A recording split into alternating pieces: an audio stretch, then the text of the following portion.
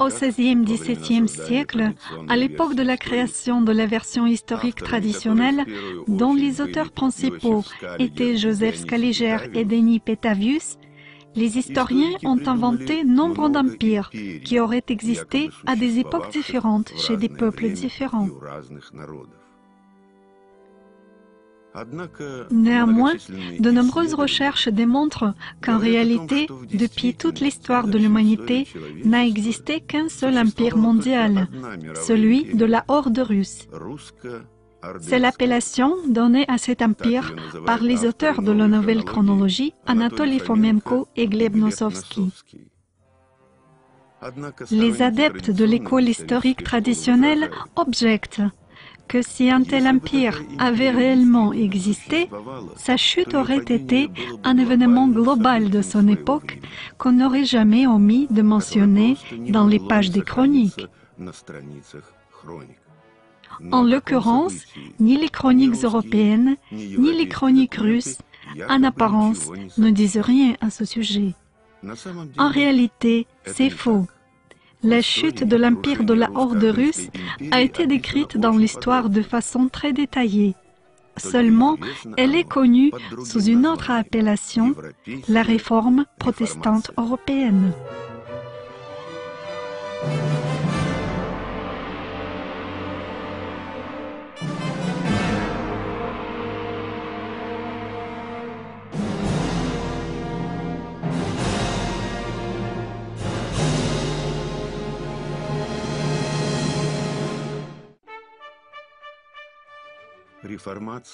La réforme protestante est une appellation conventionnelle du mouvement religieux et social du début du XVIe siècle qui s'est répandue en Europe.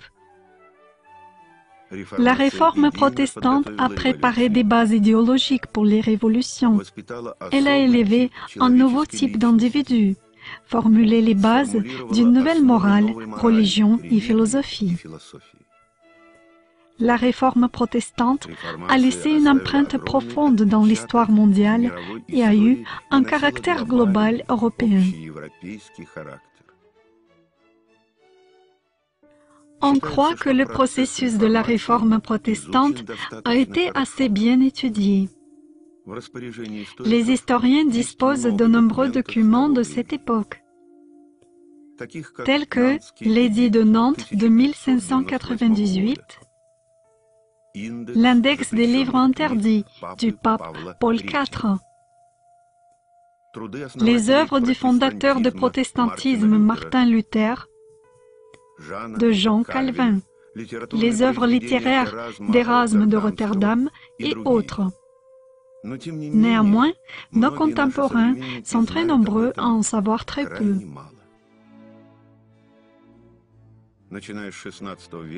À partir du XVIe siècle, le terme de réforme est utilisé seulement en rapport avec les changements religieux de cette époque, l'opposition entre les catholiques et les protestants.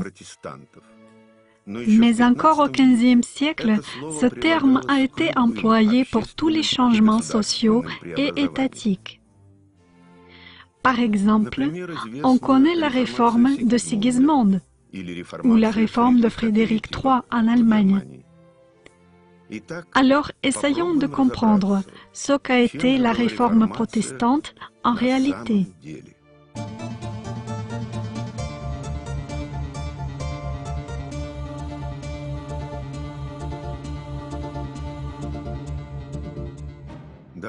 Rappelons-nous ce que disent au sujet des événements de l'époque de la Réforme protestante les manuels d'histoire moderne et les encyclopédies. Les premières insurrections ont eu lieu sur les territoires qui aujourd'hui appartiennent à l'Allemagne, à la Suisse et aux Pays-Bas.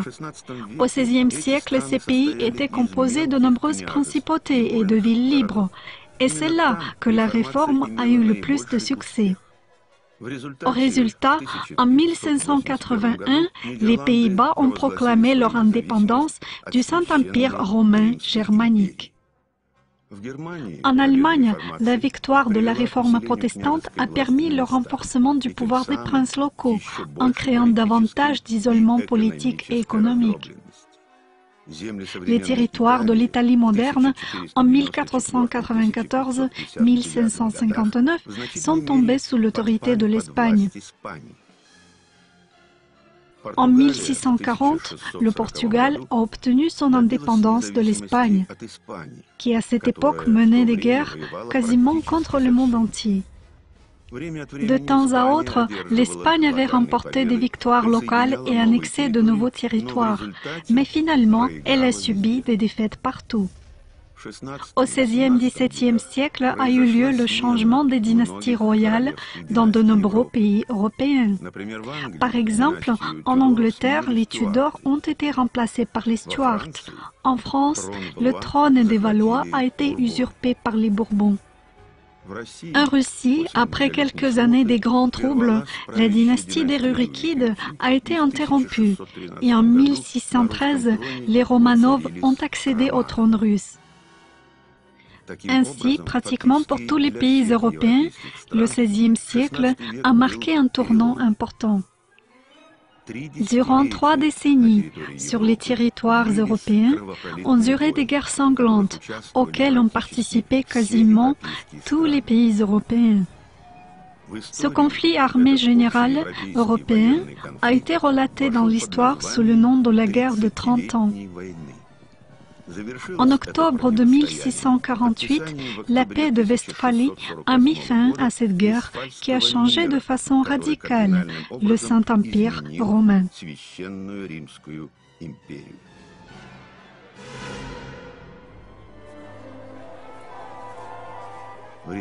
Suite à la réforme protestante, partout il y a eu des changements profonds qui ne se limitaient absolument pas aux dogmes de l'Église. C'est dans les travaux des historiens récents que le sens de la réforme protestante a été artificiellement rétréci.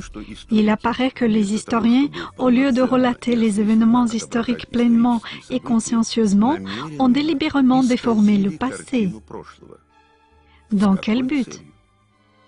Étudions plus en détail comment l'histoire traditionnelle explique les causes de la réforme protestante.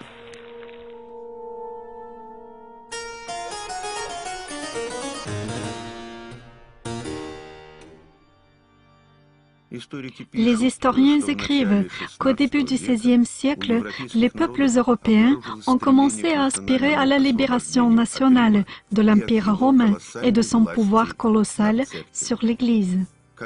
Selon l'expression de l'époque, du joug de pouvoir démesuré de l'Antéchrist.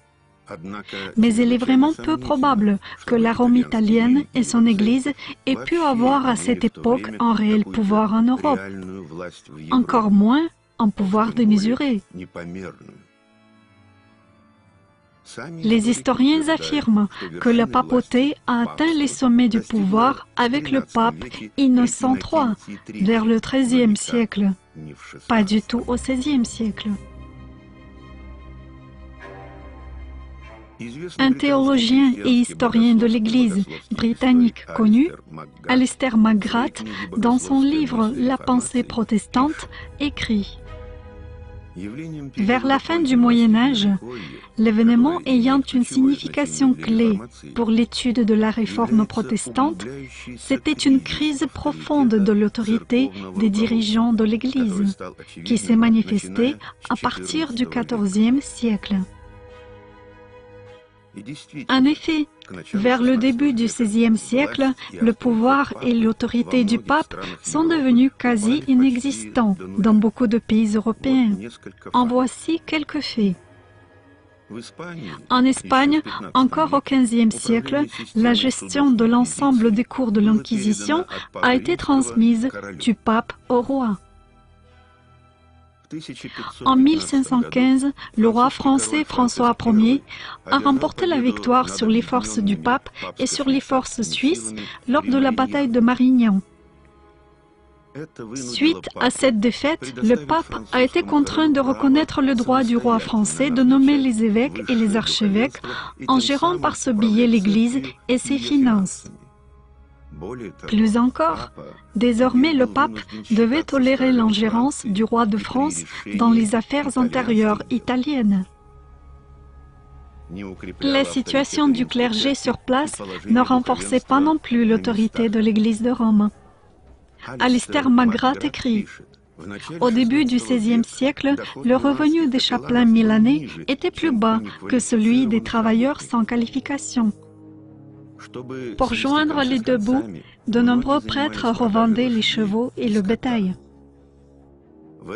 Dans la même période, dans les campagnes françaises, le bas clergé avait pratiquement le même statut social que les vagabonds. Si on ne prend pas en compte l'exonération d'impôts, de poursuites devant les tribunaux civils et de la conscription, on ne les distinguait guère des vagabonds et des mendiants de cette époque.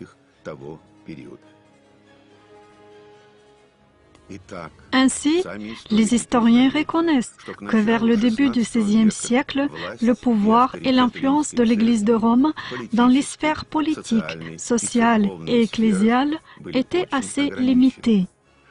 Dans ce cas, de quel pouvoir démesuré de Rome peut-on parler?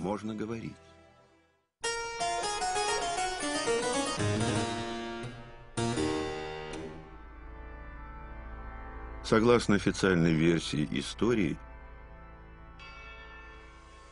En accord avec la version officielle de l'histoire, le mouvement de la réforme protestante a débuté avec le discours d'un moine et théologien allemand, Martin Luther. Selon la légende, qui n'a pas de confirmation documentaire véridique, le 31 octobre de 1517, la veille de la Toussaint, Luther a fixé les textes avec ses fameuses 95 thèses à ses portes de l'église de Wittenberg.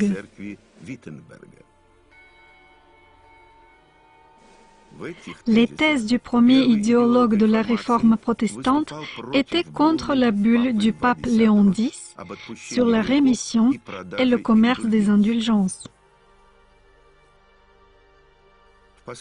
Plus tard, le père du protestantisme a traduit la Bible du latin en allemand et plus généralement est devenu fondateur de la langue littéraire allemande. Les successeurs de Luther, Ulrich Zwingli et Jean Calvin, ont continué les réformes de façon plus radicale. Ainsi, dans les églises zwingliennes, on a interdit les icônes, les statues des saints, le carillon et la musique d'orgue.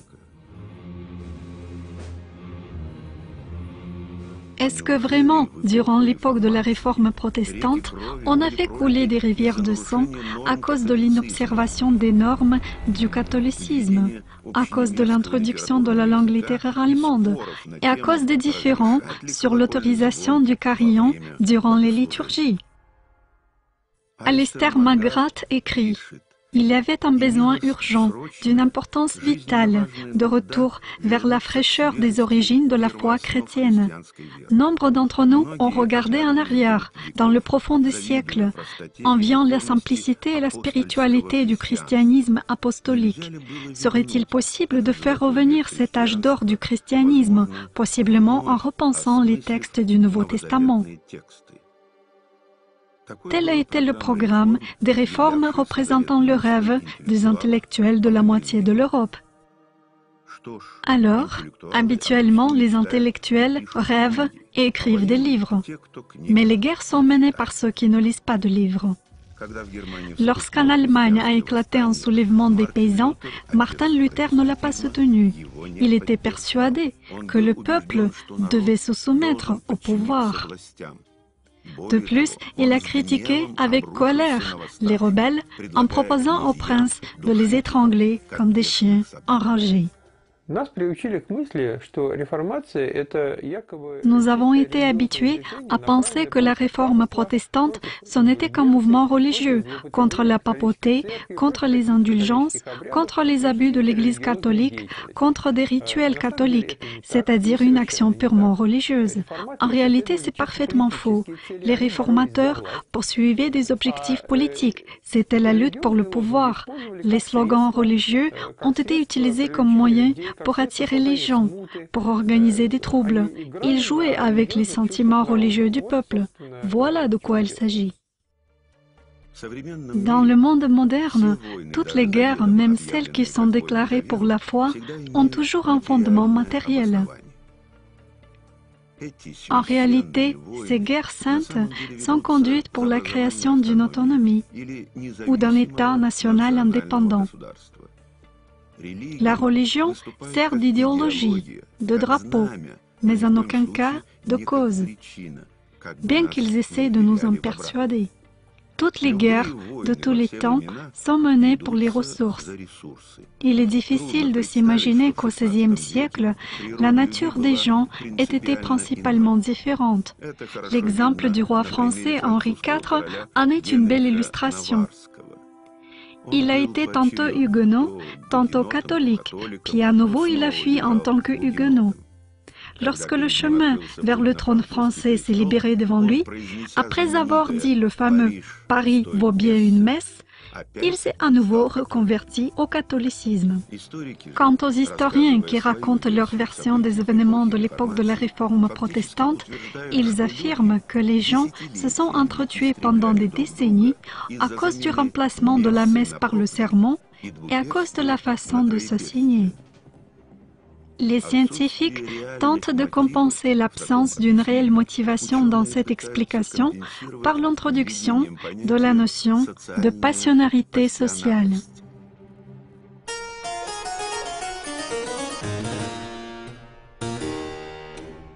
Un historien connu, Lev Goumilov, croyait que c'est sans aucune raison particulière qu'on a fait les croisades contre les Hussites, par exemple. Simplement, chez les Allemands et chez les Tchèques, il s'est accumulé trop d'énergie vitale, de la dite passionnarité, et ils ont commencé la guerre. Ceux qui avaient le plus de passionnarité se sont entretués. Alors le niveau de passionnarité a baissé de façon naturelle et les guerres se sont arrêtées d'elles-mêmes. Ainsi, dans l'histoire traditionnelle s'est créée une situation assez curieuse. Dans certains cas, les gens font des guerres pour rien. Mais suite à cela, la population d'un pays, dans cet exemple du pays tchèque, est décimée. Dans d'autres cas, lorsqu'il s'agit de questions très graves, tout se résout paisiblement.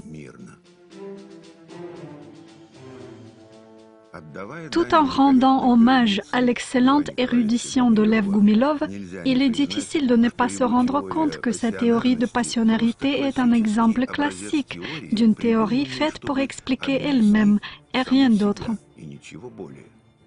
Cela revient à dire que Rome a chuté parce que sa passionnarité a baissé. Et le fait que sa passionnarité a baissé est prouvé par la chute de Rome.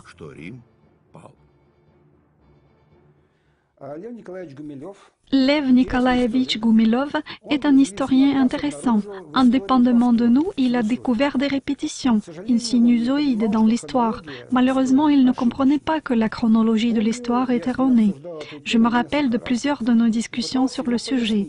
J'ai essayé de lui expliquer que les répétitions qu'il avait découvertes avaient un caractère artificiel. Malheureusement, il n'a pas été d'accord et n'a pas voulu comprendre les fondements. Il a préféré expliquer ces répétitions par une certaine passionnarité. Il n'a pas vraiment répondu à la question de ce que c'était ni à moi ni à mes collègues. Nous pensons qu'il se trompe là-dessus, bien qu'il ait découvert cet effet, l'effet très intéressant. Ainsi, l'apparition du mouvement de la Réforme protestante, les historiens l'expliquent par la passionnarité, par le fanatisme religieux et par le pouvoir démesuré du pape. Les historiens ne donnent pas d'autres explications aux guerres, aux soulèvements et aux changements de dynastie. Mais si les réformes religieuses n'ont été qu'un prétexte, et si le pouvoir du pape était éphémère, quelle a été alors la véritable cause de cette rébellion globale européenne? Contre qui s'est battue l'Europe? C'est la nouvelle chronologie qui donne une réponse à cette question. Selon la version de ces auteurs, jusqu'au XVIe siècle, l'Europe a été le vassal de la Russie. Durant plusieurs siècles, elle a régulièrement payé le tribut. Dans le cadre de cette version, les événements sanglants de la réforme protestante deviennent tout à fait compréhensibles. L'Europe voulait se libérer du pouvoir de l'empereur russe et créer ses propres États indépendants. Autrement dit, si à la place des mots « Rome catholique », on met le mot « la Russe », et à la place du pape, on met le tsar russe, tout se range à sa place.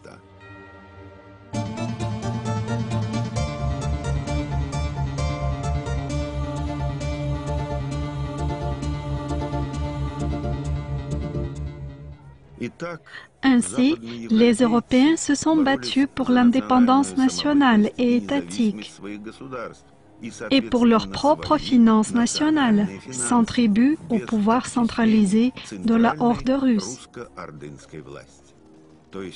C'est-à-dire, les réformateurs poursuivaient des objectifs tout à fait laïques, politiques et économiques, mais ils se couvraient par la nécessité de réformes religieuses. À l'époque de la réforme protestante, dans de nombreux pays, ont été distribués des tracts sur lesquels on représentait la papauté de façon assez détestable. Il n'y avait aucun sens religieux dans ces tracts, et encore moins de pudeur. On se moque de façon aussi méchante et acharnée d'un ennemi vaincu, qui autrefois inspirait de l'horreur et de la peur. L'Europe enhardie s'est mise à appeler à haute voix le pouvoir de la horde russe, l'empire de l'Antichrist, le royaume des païens et Babylone. Ce dessin représente le pape jeté par terre. Il a dans ses mains une charte avec 8 sceaux. Elle ressemble beaucoup à des chartes russes de Novgorod sur lesquelles il y avait précisément ce nombre de sceaux. On peut supposer que les ukazes impériaux envoyés sur place avaient cette apparence-là, car les édits européens avaient l'air tout à fait différents. Ne serait-ce par hasard un édit de Novgorod la Grande que les réformateurs rebelles sont en train de piétiner dans la boue? Il est possible que ce dessin représente un soulèvement non pas contre les dogmes du catholicisme, mais contre le pouvoir laïque de la Russe impériale. Et le pape jeté par terre symbolise l'empereur russe, car c'est au XVIe siècle que Moscou, qu'on a baptisé la Troisième Rome, est devenue la capitale de la Russie. Aujourd'hui, on croit que Moscou aurait accepté l'appellation fière de Troisième Rome avec modestie, sans prétendre à grand-chose. Et l'Europe occidentale aurait acquiescé Moscou avec insistance et hypocrisie pour la persuader qu'elle était en effet la Troisième Rome et qu'elle pouvait prétendre à une influence mondiale. Ne faites pas votre modeste, s'il vous plaît. Dans le livre « Les questions discutables de l'histoire antérieure du XIe-XVIIIe siècle », il est écrit « On ne parvient pas à prouver que dans l'État moscovite de la fin du XVe, début du XVIe siècle, existait une conscience de l'héritier de l'Empire byzantin, dans le sens politique du mot. Néanmoins, de l'Occident venaient des tentatives de suggérer cette idée au tsar russe. Ainsi, les documents nous rapportent qu'à l'époque du Moyen Âge, l'Occident regardait la Russe comme un centre mondial de suprématie. Cela ne plaît pas aux commentateurs modernes. En s'efforçant d'en trouver une explication, ils disent que l'Occident essayait de flatter la Russie. Mais il se peut que ce genre d'expression n'ait été que des formules d'usage pour exprimer sa loyauté.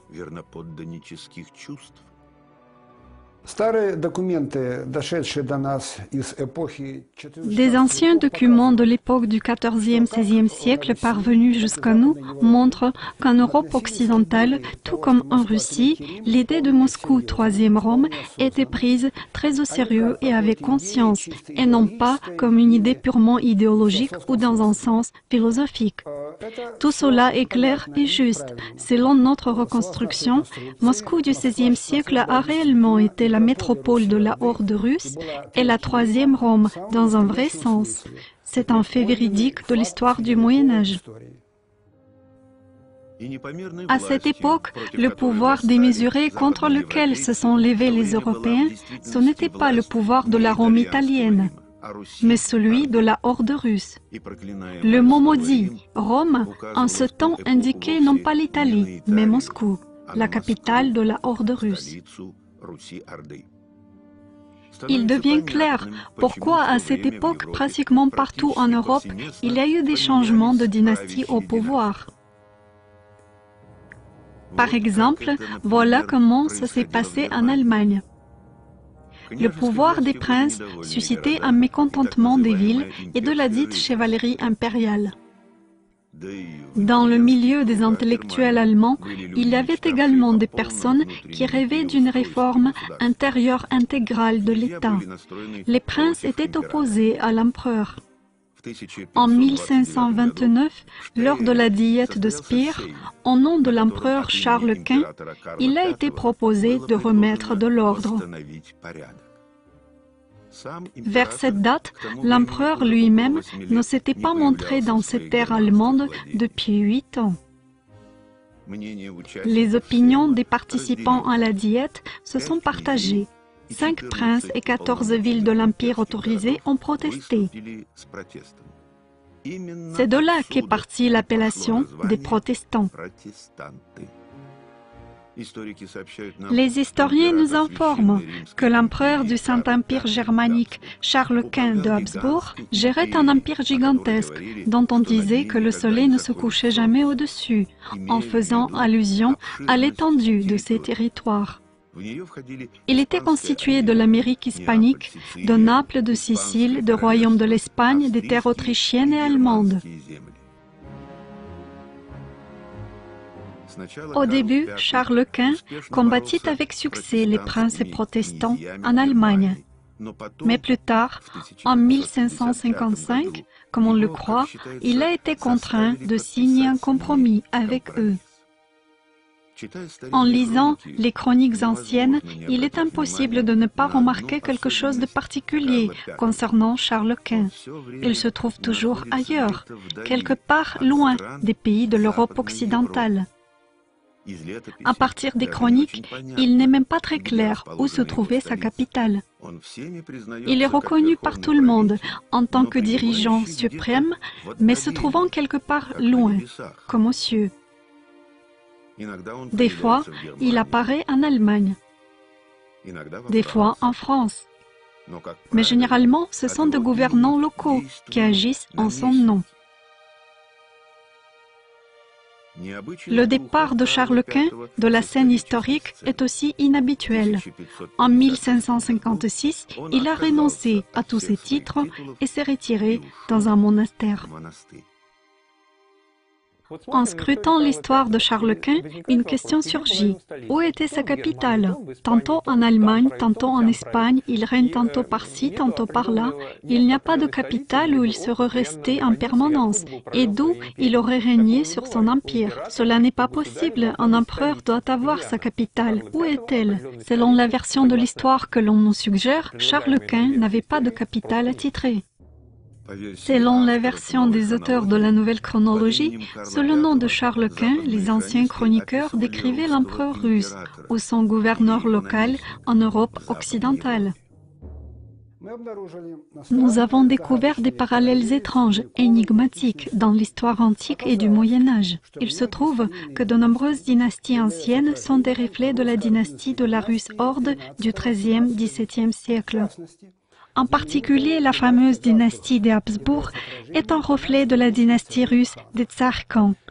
Dans la dynastie des Habsbourg, il y a un empereur connu, Charles Quint. C'est un double du célèbre Tsar Khan, Ivan IV le Terrible.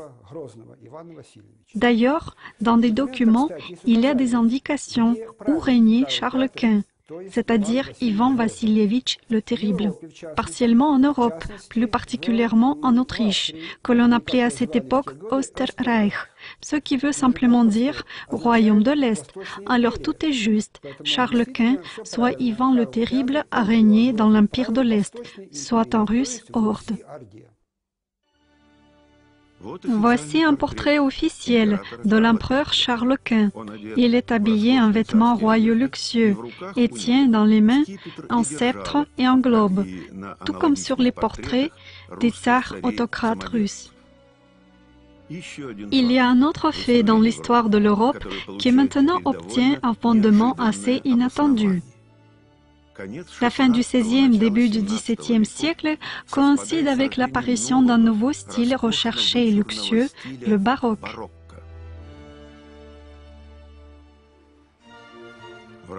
Dans le cadre de l'histoire traditionnelle, son apparition n'est aucunement liée au changement politique en Europe. Ils disent simplement que le style est devenu à la mode. Or, le style baroque suppose que le client dispose d'énormes moyens. Il serait intéressant d'expliquer cette abondance qui apparaît juste après la fin des guerres qui ont duré des décennies. Ça s'explique facilement si on suppose que suite à la réforme protestante, l'Europe s'est libérée du pouvoir de l'Empire et a cessé de payer le tribut impérial. L'Empire ne faisait pas que percevoir les contributions, mais il touchait également des dividendes sur les échanges commerciaux et sur la libre circulation des capitaux bancaires. À un moment, les dirigeants européens ont eu un excédent d'argent. Pour fêter la victoire, ils se sont empressés de le dépenser dans le luxe. Quoique, l'euphorie du baroque n'a pas duré longtemps et a fini dès que l'argent de l'Empire a été détourné et dépensé.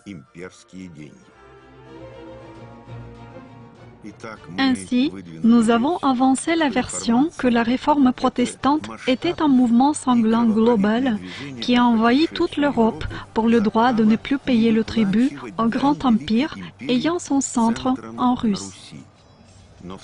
Mais dans ce cas, dans l'histoire traditionnelle, auraient dû rester des témoignages de conflits armés entre l'Europe et les troupes impériales, soit les troupes russes.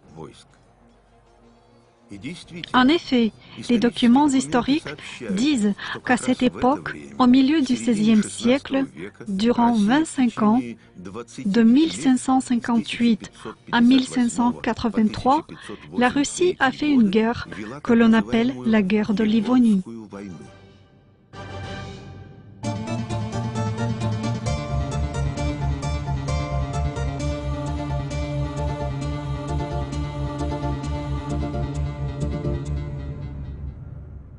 Dans le cursus écolier de l'histoire, on n'alloue à la guerre de Livonie que très peu d'attention.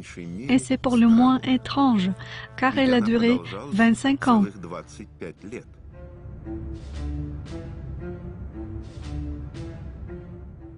Dans ces passages courts, les historiens affirment que la Russie a mené la guerre pour les territoires baltes. Mais malgré tous les efforts, elle n'a rien obtenu et finalement a conclu la paix sur des conditions désavantageuses.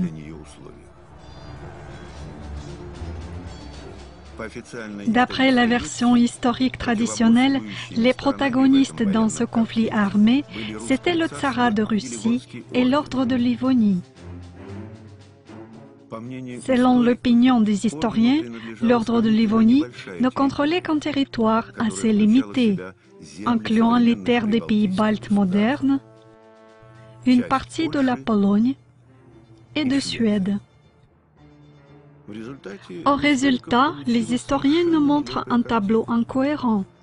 Le grand État russe, durant longtemps, faisait la guerre sans succès à une petite et fière Livonie. Les Russes n'ont pas eu de chance à tel point que non seulement ils n'ont rien pu annexer suite à cette guerre, mais en plus, ils ont perdu une part de leur territoire à eux. Si on étudie ces événements historiques de façon plus détaillée, on se rend compte que durant cette guerre, la Russie s'est battue contre quasiment la moitié de l'Europe.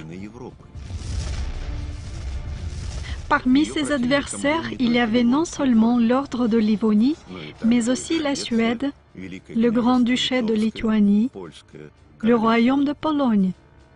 L'Angleterre et les Pays-Bas y ont participé aussi, de façon indirecte. Probablement, les falsificateurs plus récents de l'histoire ont inventé la guerre de Livonie pour cacher les vrais événements du XVIe siècle, soit la rébellion de la réforme protestante et les tentatives de la Russe horde de restaurer l'ordre dans l'Empire. Ils ont appelé la guerre avec toute l'Europe occidentale la guerre de Livonie, à laquelle ont été attribués les mérites de tous les réformateurs européens. Il faut remarquer qu'à cette époque, les Russes appelaient Latini ou Lituanie, ou aussi Livonie, toute l'Europe occidentale. Il y a un autre fait qui sert de preuve indirecte à l'hypothèse que la dite guerre de Livonie, c'était en réalité une campagne militaire contre l'Europe rebelle. C'est précisément en ce temps qu'une vague terrible de folie s'est abattue sur la noblesse européenne. D'après les écrits des historiens européens, au XVIe siècle, en Allemagne seule, sont devenus fous 178 comtes du Saint-Empire, 80 abbés du Saint-Empire, 21 ducs, landgrafs et markgrafs, 50 évêques et archevêques, 7 princes électeurs, ainsi que l'empereur même, Rodolphe II. Les symptômes de la folie sont également assez curieux. Par exemple, Albert Frédéric de Prusse a déchiré en morceaux le portrait de Luther et se couché en vêtements de guerre, dans la peur de l'envahissement prochain de la Prusse par les hordes des Moscovites et des Turcs. Sous le jour de la nouvelle chronologie, ce comportement de duc allemand apparaît tout à fait compréhensible. Les hordes des Moscovites, soit les troupes russes, en effet, étaient à la frontière de ces terres.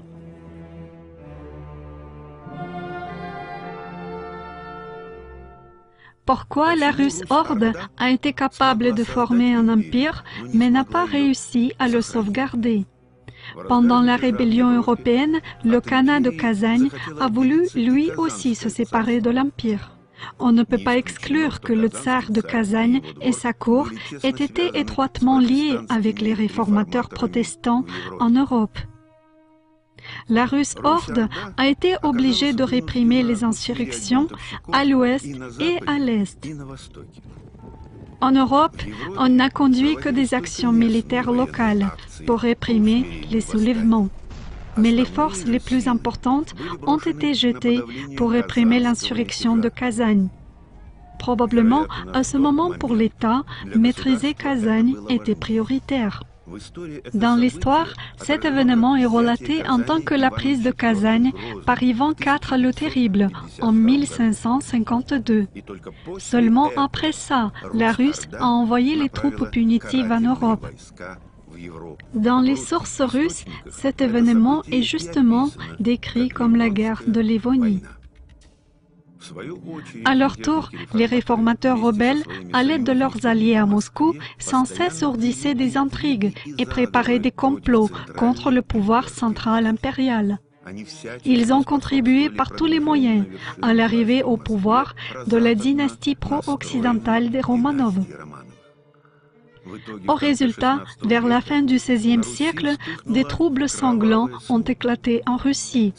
L'ancienne dynastie des Rurikides a été éliminée et le grand empire de la Russe horde a été morcelé en une multitude de petits États. L'Europe s'est transformée en patchwork, tellement il y a eu sur son territoire de principautés et de royaumes. L'unité religieuse et politique de l'Occident du Moyen-Âge a été détruite. Suite à de longues guerres, l'Europe s'est divisée en deux parties, le nord protestant et le sud catholique. Les rebelles n'ont pas rencontré de soutien chez les peuples romains du sud. Les idées de la réforme protestante n'ont pas pu se répandre au Portugal, en Espagne, en Italie et dans les Balkans. Ces pays s'opposaient aux réformes et restèrent loyaux à l'Empire durant longtemps. C'est l'Espagne qui résista à la scission le plus longtemps. Les partisans de la sauvegarde de l'Empire dans des pays différents de l'Europe apportaient de l'aide et soutenaient l'Espagne. Mais comme on le sait, l'histoire est écrite par les vainqueurs. C'est pourquoi sur les pages de l'histoire et de littérature, tous les acteurs de la contre-réforme ont été présentés comme les adeptes de l'absolutisme et de l'esclavage du peuple, et certains d'entre eux même comme des monstres sanglants.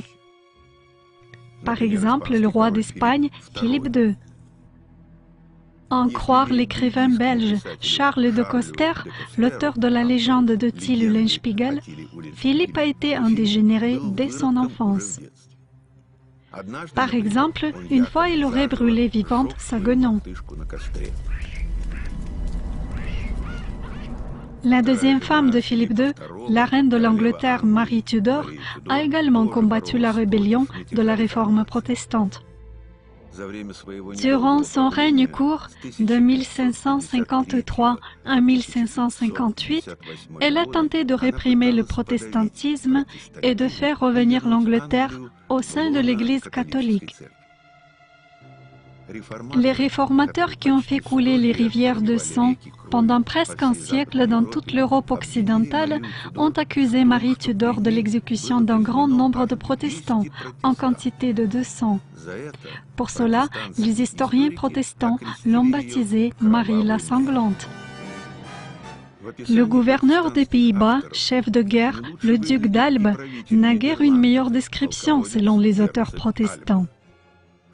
En 1567, il a réprimé une rébellion aux Pays-Bas, dont le duc Guillaume d'Orange-Nassau, l'un des gouverneurs rebelles locaux de l'Empire, était à la tête. Cela a valu au duc d'Albe l'appellation de monstre, qui noyait dans le sang le mouvement progressiste libératoire. Alors, la supposition de l'existence d'un empire mondial et du combat des pays européens contre cet empire pour leur indépendance explique de façon logique les événements de la dite réforme protestante. Toutes les guerres qui se sont passées en Europe depuis le XVIe siècle acquièrent un sens évident et facile à expliquer. Le sang ne s'est pas versé pour des causes idéologiques, mais pour des causes matérielles, telles que le pouvoir et l'argent. On comprend également pourquoi c'est précisément à cette période-là qu'il y a eu des changements de dynastie au pouvoir, et que voulaient dire les mots Rome et le pouvoir démesuré de Rome. Mais il reste encore une question qui n'est pas des plus simples. Si l'Europe a combattu l'Empire, à quoi ou à qui alors s'adressaient les fameuses 95 thèses de Martin Luther? Là-dedans, sans équivoque, il est question de l'Église catholique. On critique les regards du Vatican sur l'Église, sur la foi et la repentance.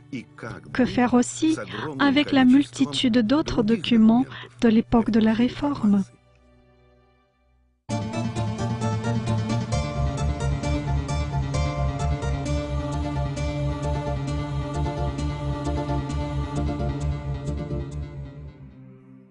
Selon la version des auteurs de la Nouvelle Chronologie, l'Église occidentale s'est séparée de l'Église orthodoxe seulement durant la période de la Réforme protestante, suite à quoi le terme « catholique » a été employé pour désigner uniquement ce mouvement chrétien apparu suite au schisme. Le catholicisme de l'époque de Luther, ce n'est pas du tout le catholicisme contemporain. Concernant le terme de catholicisme, je voudrais dire qu'il n'a aucun sens opposé ou hostile à l'orthodoxie, car l'appellation complète de l'Église orthodoxe, c'est l'Église orthodoxe catholique. Catholique ou catholique veut dire universel. Ce mot n'a rien d'étranger. En ce qui concerne le catholicisme de l'époque de Luther, c'était une religion de l'Empire. l'Empire. Sur certains points, elles différaient de celles de Moscou, car à cette époque, malgré le fait que la religion de l'Empire était commune, en absence de moyens de communication modernes, comme maintenant, il ne pouvait pas y avoir de ressemblance totale. Sur place, il y avait des rites et des traditions propres à chaque région. Mais formellement, tout cela faisait partie de la seule Église orthodoxe catholique de l'Empire. Catholique et catholique, c'est le même mot. En fait, autrefois, ce mot s'écrivait avec la lettre Theta. Aujourd'hui, cette lettre est perdue. On pouvait lire la Theta de deux façons, comme F et comme T. C'est pourquoi il serait plus juste de traduire le mot occidental catholique comme catholique et le prononcer de même façon.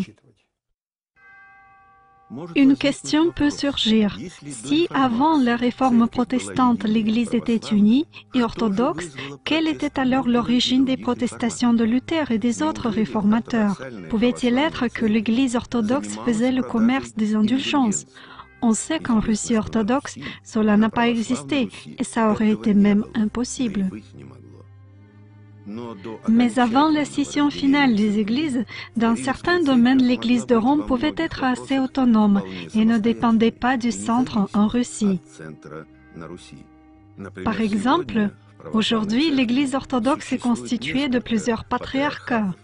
Le patriarcat de Moscou, de Constantinople, d'Alexandrie, d'Antioche, de Jérusalem et d'autres. Aucun de ces patriarcats n'est soumis à l'autre. Alors la décision de mise en circulation des indulgences, ainsi que beaucoup d'autres décisions à cause desquelles Luther a critiqué l'Église de Rome, pouvaient être prises par les chefs religieux locaux de leur propre initiative. De façon évidente, ce sont les désaccords sur la foi et sur la repentance qui ont provoqué le futur schisme. Mais avant ce temps, la religion était commune. Au XVIe siècle, la religion de l'Empire était plus ou moins commune. Néanmoins, comme dans toutes les églises, il existait des courants réformateurs. L'un des réformateurs religieux, c'était Luther. Il a tenté de créer sa propre nouvelle religion et il a réussi cela en partie. Mais ce que nous avons aujourd'hui, ce sont des interprétations plus récentes du luthéranisme. La doctrine de Luther a été prise en main par les réformateurs qui poursuivaient des objectifs purement politiques. Ils ont instrumentalisé le nom Luther, sa popularité et ses slogans religieux. Il est peu probable qu'aujourd'hui nous puissions savoir ce que Luther avait concrètement et réellement dit, avait réellement prêché, car son histoire a été entièrement réécrite par les réformateurs suivants dans leurs objectifs politiques. Luther, tout en étant réformateur religieux, en même temps pouvait être monarchiste et partisan de l'Empire.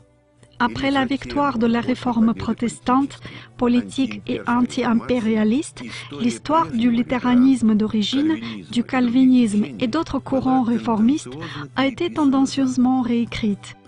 Les historiens eux-mêmes reconnaissent que les idées de Calvin ont été grandement transformées par ses successeurs. Alors, une fois de plus, nous avons affaire à un fait de falsification d'événements historiques et de documents de chroniques.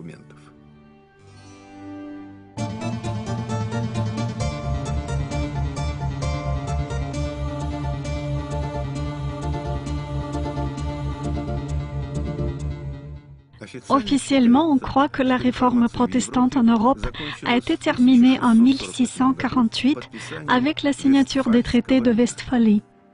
En accord avec la version des auteurs de la nouvelle chronologie, à la même époque a débuté un processus long et organisé de réécriture de l'histoire mondiale, dont l'objectif principal était de ne pas permettre la restauration du grand empire de la horde russe. Également, en ce temps, dans toute l'Europe, sur les places des villes, il y a eu une grande campagne de mise à feu de livres. Ces autodafés de livres avaient un caractère tellement généralisé qu'ils sont devenus proverbiaux. Généralement, on nous raconte que c'était des obscurantistes religieux qui ont détruit la littérature progressiste réformiste. Tout de même, posons-nous une question simple. À l'époque où la fabrication des livres était longue, chère et très compliquée, surtout dans la situation des guerres permanentes, comment a-t-on pu rassembler une quantité de livres réformistes aussi énorme, au point qu'il a fallu les brûler sur toutes les places de l'Europe? Ne serait-il pas plus logique de supposer que ce sont les rebelles vainqueurs qui ont brûlé les anciens livres de l'Empire, qui ont brûlé l'ancienne histoire? Malgré les efforts des réformateurs, à partir du XVIIe siècle, plusieurs territoires isolés de l'ancien empire ont à nouveau été réunis autour de l'ancien centre. Ainsi est apparu l'empire russe des Romanov.